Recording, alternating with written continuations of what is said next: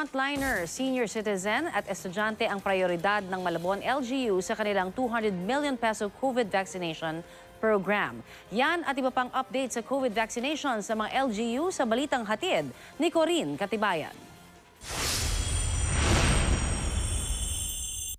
200 milyong piso ang kabuuang inilaan ng Malabon City para sa pagbili ng COVID-19 vaccines.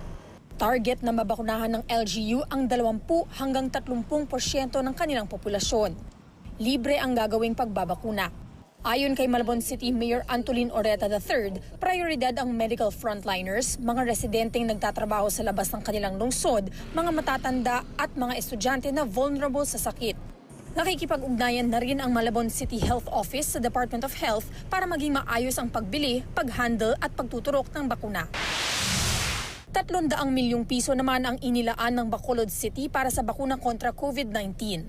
Pumirma na ng multilateral at confidentiality agreement si Bacolod City Mayor Evelio Leonardia at kumpanyang AstraZeneca para sa advance order ng COVID-19 vaccines.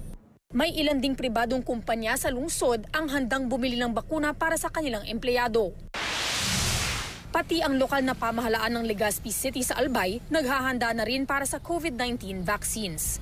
200 milyong inilaan nila para riyan.